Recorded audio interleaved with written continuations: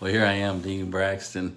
I'm doing another one of these videos. I'm sitting in a very massage chair right now. You can barely see. See the little bumps behind there, right there? Those are for your neck and everything like that. And then, I travel a lot, so it's good to have a little chair like this. Really, it's one of those ones you can put into a chair. So it's in my office chair right now, and I can take it out.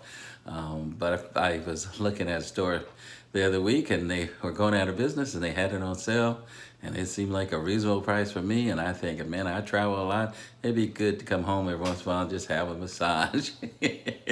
So I got it. I pick up gadgets all over the place. I picked up this little one right here. It's a little light at the end. Of the at the end here, and when I'm different places where I kind of sleep in so many different places, it's good to shine these lights on and get around. Now I gotta turn them on, so I don't have them shining right now. So yeah, that's funny. But I'm not here to do an info commercial or anything like that or sell things to you. I'm here to talk about the area that I've been covering, which is the book In Heaven, Experiencing the Throne of God. I've been going through certain chapters. I've been in chapter 20 for a while, mainly because it has this area here where I talk about these 8 things will take place to signal the end of the age. I've covered age before. You can go and listen to one of the other ones, and you'll see what I'm talking about age. I'm really talking about the church age or the grace age. But I want to read this paragraph that I put down here. When I was in heaven with Jesus and the Father, Jesus downloaded these 8 things to signal the end of the age. They were not given to me to be put in any certain order. Some are happening right now, others are beginning to happen, and others are coming. The one I like a lot talks about praying a lot and eyes opening. We need to be in more prayer for us to see what God sees. And just to go through some of the ones I've covered already. I've covered every nation's here for the purpose of God. Kings and queens, or what you call president and prime minister, are all put in power for the purpose of God. More everyday sons and daughters of God will be placed in rulership of nations for the purpose of God. Raising people from the dead will be common in the last days of the age.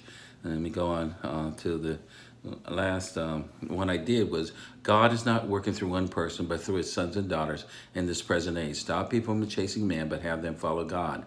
And this week I'm covering this one. The good news of God is not for sale, and he's going to stop the selling of it, but have them more give what they know away. Freely has been given, and freely they must give. And when we talk about this, we're not talking about not selling books or not selling CDs or anything like that. People do that a lot of times so that they can support the ministry that they are doing for God. We're not against those things at all. What we're talking about here, what God was letting me know, is there is a gospel that's given out that is supposed to be given freely to people. Where I like to cover that at is found in Matthew, starting at the 9th verse. I'm going to read part of that, 9th chapter rather. I'm going to read part of that chapter starting at the 35th verse, and then I'm going to go to the 10th chapter and cover that area too. Then Jesus went throughout all the towns and villages, teaching in their synagogues, preaching the good news of the kingdom. And healing every kind of disease and sickness. When he saw the crowd, he had compassion on them because they were bewildered and helpless, like sheep without a shepherd. Then he said to the disciples, the harvest is truly plenty, but the workers are few. Therefore, ask the Lord of the harvest to send out workers into his harvest. Let me go to the 10th chapter, because this really connects to this, what I just read there. A lot of times, because we break it up in chapter form, we don't see the connection. But here it is, if you keep on reading. Jesus called his disciples. Jesus called his 12 disciples and gave them authority over unclean spirits so that they could cast them out and heal every kind of disease and sickness. Then he goes through and names the 12, Peter and Matthew and Mark, and he goes down and he names them all. Then we get down to the 5th verse, and this is what he says. Jesus sent out these 12, instructing them as follows. Do not go to the Gentile region, and do not enter any Samaritan town. Go instead to the lost sheep of the house of Israel. As you go, preach this message to the kingdom. Preach this message. The kingdom of heaven is near. Heal the sick, raise the dead, cleanse lepers, cast out demons. Freely you have received, and freely give. Now, this is what he's talking about. He's talking about these spiritual gifts that we have to freely give them away. Don't charge for them or anything like that.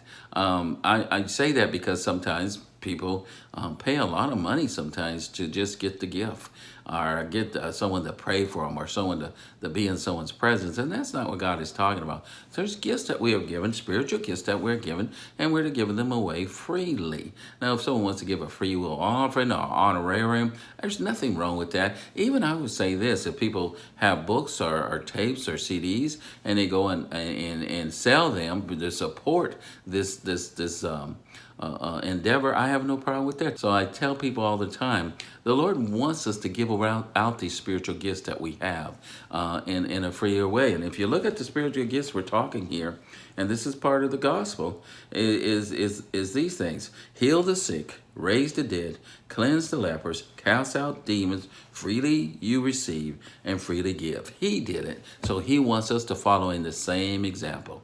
Now, I could keep on going, but I got to stop here just to be a little bit shorter than some of the others I put out. But if you want more information, go to deanbraxton.com. If you like this, put like on it. I would encourage you to send it to someone else. I would encourage you to look at my schedule and see where I'm going to be. I'm still traveling and moving around the United States. But again, remember, freely it has been given to us. Freely we are to give away our spiritual gifts. If you like this, put like on it. Go to deanbraxton.com.